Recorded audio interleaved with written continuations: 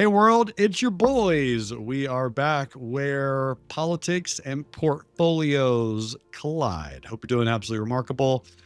Myself and Dave will be on the Quasar Markets with Big Beat tomorrow. I'll not be there Thursday because I'll be doing a mountain climb in Washington.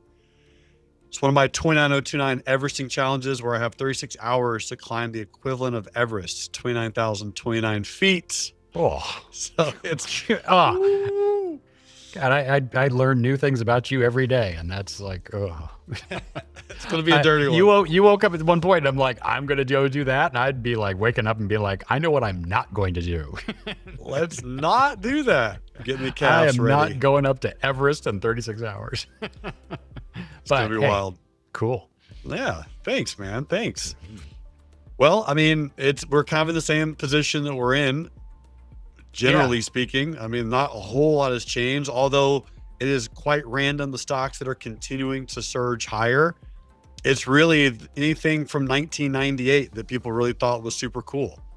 Nokia is crushing it. Intel is up 4.5%.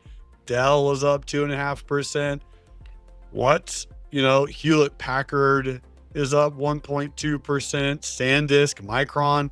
So it's like memory and memory chips, and that's it. Tesla's up a little bit. And I think that Tesla and SpaceX are going to kind of move inversely for a while. I will say that exactly what I planned on SpaceX to do, it is doing. So we had a couple of days of this nice little push, which again, hey, any of us, if you know how to trade, can make money from this move. And that's the truth about any movement, right? I mean, it went from 150 to 220. Amazing. I mean, that's awesome. Anyone can capture movement on that. And now we're starting the slow slide back down, because right up here, when SpaceX was at $220 a share, it was worth more than Microsoft, which actually isn't that hard to do right now. Microsoft is getting hammered, absolutely hammered. Any idea why this stock just continues to just go lower and lower and lower, Mr. Dave Conley? Down 31% over the last 2 years. I mean, it's some strong lows. I think it's unfairly hit. That's just, and it's me just like looking at socials and seeing what's going on. You have two simultaneous things going on. One is there are essentially like 3, maybe 4 companies on the planet that have the complete stack of AI, meaning they have the chips, they have the data, they have the money, they have the they have everything they need in order to make it happen, right? Like Anthropic can't say that. ChatGPT, like those guys, OpenAI can't say that. Like Anthropic, nobody else can say that except for like the Teslas, they can. Google can, and also Microsoft can. Actually, Meta can as well. Amazon's in there in that mix. These are, but they don't have chips. So like these are companies that have everything in the complete stack. And so, and then I see this thing from the CEO of Microsoft, and I had to read it like a couple of times and then run it through, I think, ChatGPT and be like, what is he saying? And he was almost like giving up. He was like, like what are we going to get from this AI? I don't know. Like he was like, you never want to have your CEO kind of be wishy-washy on what everybody's spending all the money on the planet on. So I think they're suffering from a little bit of a lack of leadership and a little bit of lack of direction, which makes no sense to me because they have like all the keys to the kingdom. But I've seen this in companies before, and I've seen it out of Microsoft before. So I don't know. My guess is that's what it is, and that they're ripe for maybe a change in leadership, a change in attitude, and really kind of supercharging what they're gonna do. I think they're unfairly being beat up because it's one of those companies that has everything and it's about execution. Google's running into that too. It's about execution. They have all the brains on the planet, all the money on the planet. Just like Apple. Apple has done this. They recognized it, right? Like they've been focusing on, the financial side of Apple for a long time. And now they got a hardware guy in there. I'm very excited to see what they're going to be doing over the next year, 2 years, 3 years. I think they're retrenching and being like, okay, we're getting back to basics. Microsoft, I think it's unfair. Interesting. What do you think? I mean, I will say this from a technical standpoint. So Apple just had a beautiful, gorgeous push into all-time highs, then had a pullback and it pulled back into its previous all-time high and found some buying. What's really happening is the Magnificent Seven, especially if you include Netflix. Netflix is just getting demolished over the last month and a half, 2 months, down 33%. Over the last year and some change, we're down 46%. Why? So, that's another one. It's like everybody has it. Like it's built into the DNA of the planet, for anybody who has, no, if you find somebody who says, I don't have Netflix, I'm be like, well, you don't have a TV, right?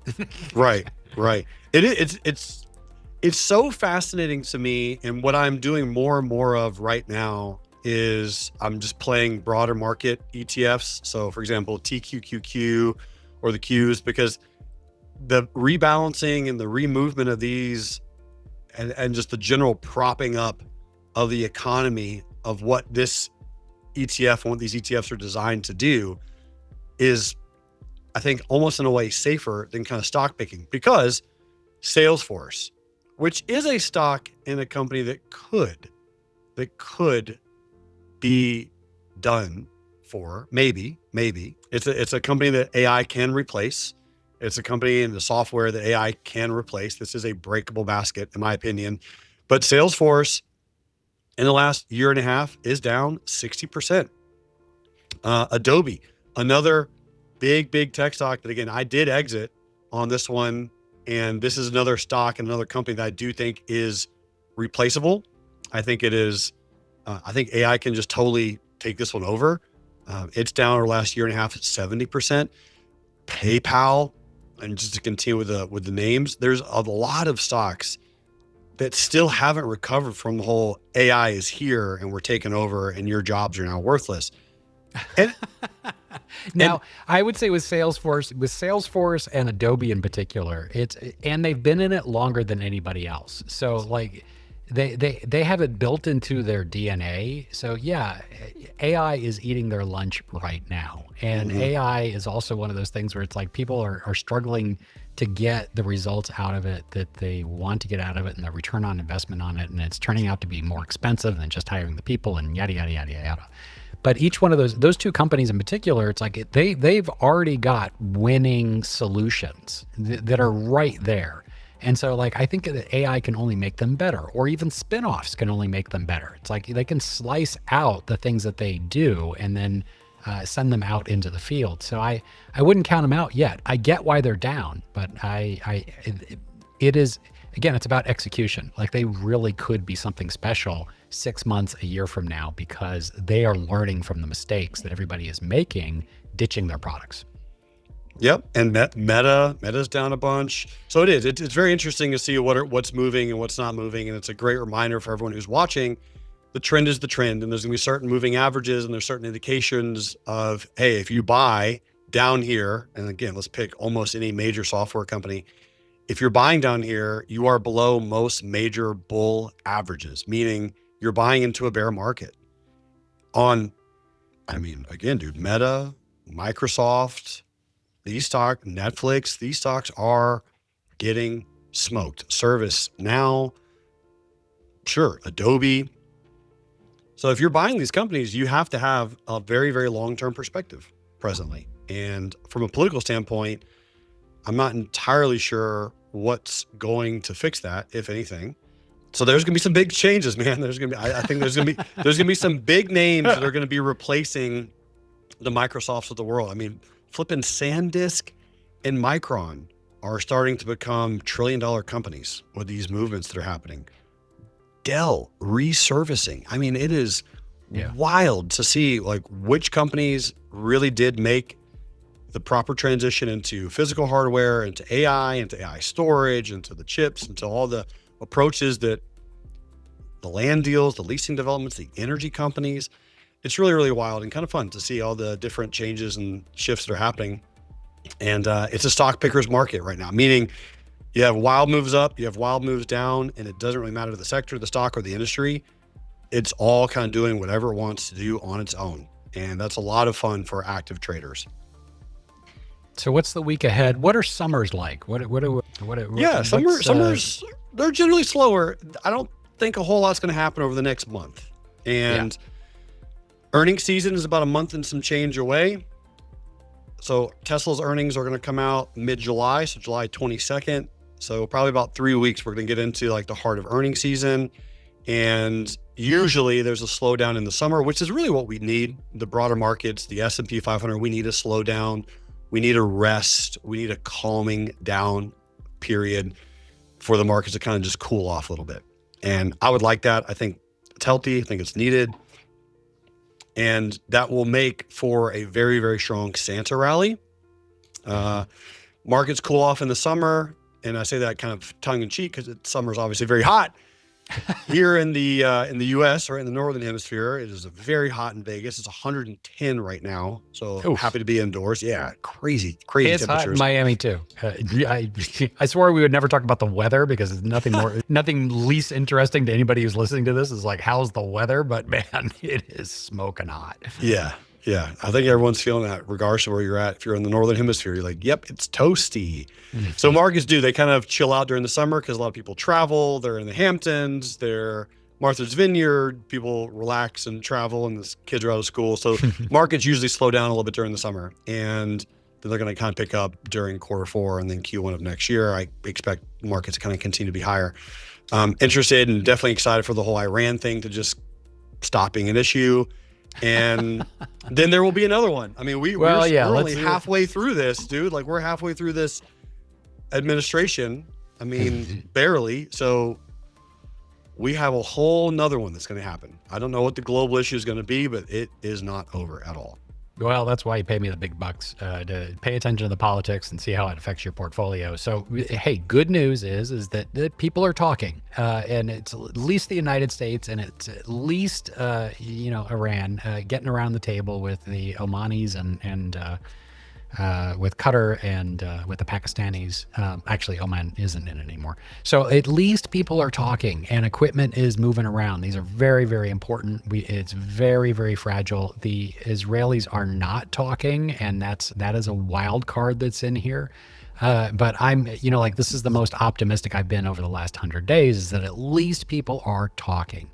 Now, we still have this big kink in the fire hose that isn't completely unkinked, which is all of the oil and how 20% has been off for 100 days and people are still drawing down on reserves and yada, yada, yada. I've gotten a huge respect now that I've been watching all of the oil analysts. Like, they are mad smart and super cool. I wish somebody pulled me aside when I was 20 years old in college and said, hey, you know what? There's this cool, cool thing you can do in business, and it's pay attention to energy and be in part of the oil sector. I think, I would have been like, now I'm looking at it and I'm like, these guys are cool. How they, how complicated these things are.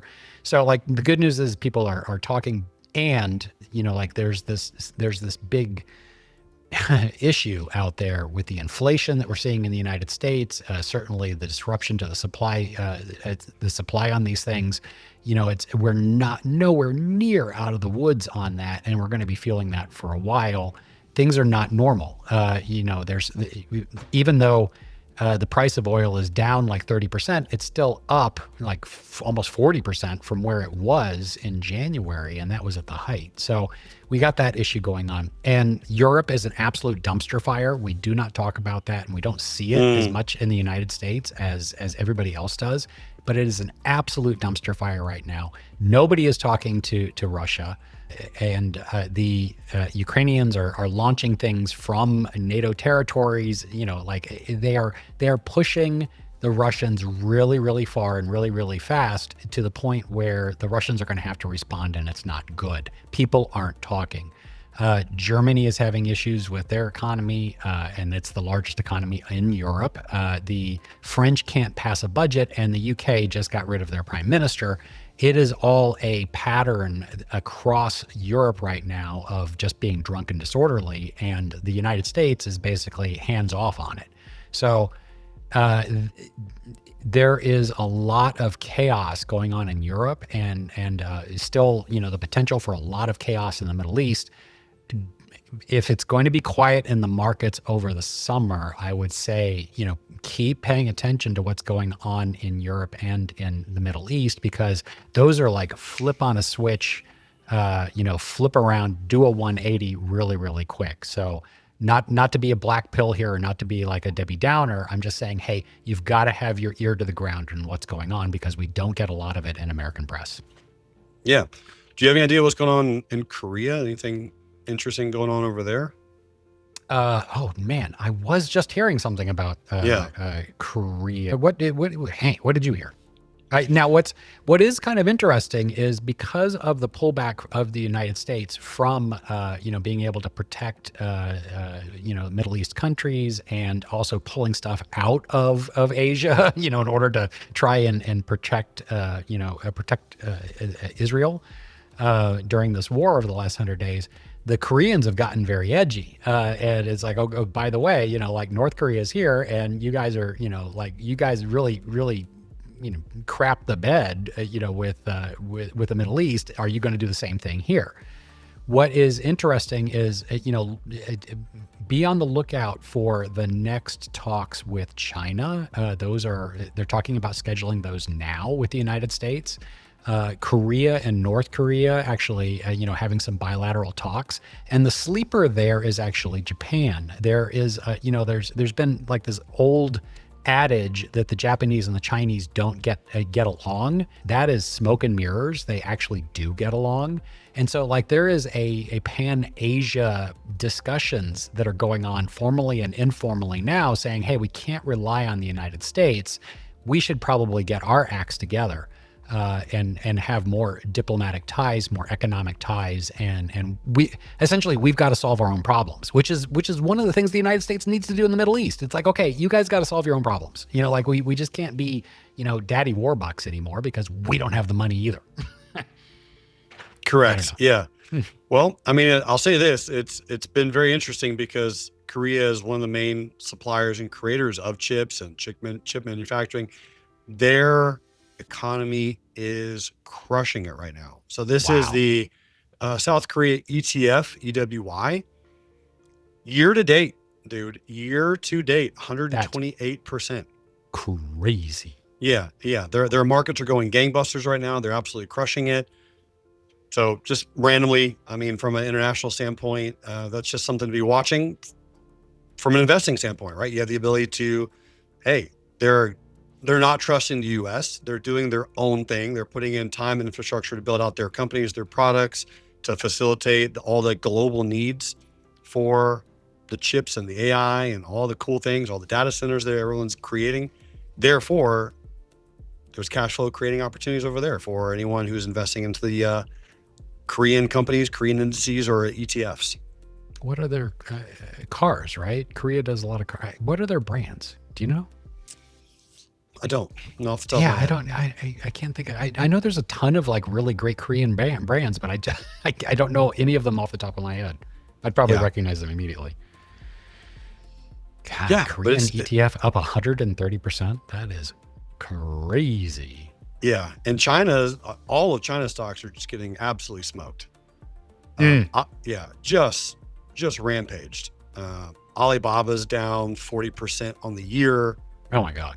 Yeah, JD from J.com. It's flat for the year, but I mean it's been down since 2021, right? It's down 70% since 2021. So China's getting murdered from the stock perspective. Their stock is still on the big struggle bus, and mainly because, fun fact, and I always get a lot of heat from this, but the dollar index is strong right now. Yeah. So the US dollar is continuing to gain value. If you're looking at just, again, pure chart perspective, but this is the blue line's the 100 monthly moving average. And really since 2013, we've been holding that as a good buying spot. And so the US dollar is gaining a lot of strength presently. Here on the daily chart, you'll actually notice a pretty nifty, pretty good little double bottom that formed. We closed with a neckline, we retested. So when chart patterns like that form, hold, and continue to gain strength, that just tells me that overall the US dollar probably will continue to gain some value, which means silver should go down a little bit, gold should go down a little bit, Bitcoin, who the heck knows? And in general, the markets can cool off because people, when the dollar gets stronger, equities usually pull back or retrace some because people want more dollars than assets when the dollar gets stronger. So just something for everyone to watch. Right now, everything is holding strong. And I don't know politically what, or if this means anything, but the 250-year celebration, July 4th, is coming up across the US, and I'm seeing ads for clothes. Everyone wants to buy the 250-year t-shirts or pants or American flag overalls. There we go. Yeah, get your flag. There it is. There it is. So yeah, we're is that hype going to mark the top of the markets? I don't think so. Not maybe short term, but long term, I do think that overall we kind of keep slowly going up. And when I say the overall markets, I do mean the broader markets, because if/when some of the Mag 7s actually start to recover from earnings season, everyone realizes, oh, we're fine. The Metas of the world, the Microsofts of the world, that's going to also kind of help propel the broader markets. But the broader markets right now are the S&P 500, the NASDAQ, the Dow Jones. They're continuing to be quite strong. Fantastic. That's our Monday. Thanks for watching.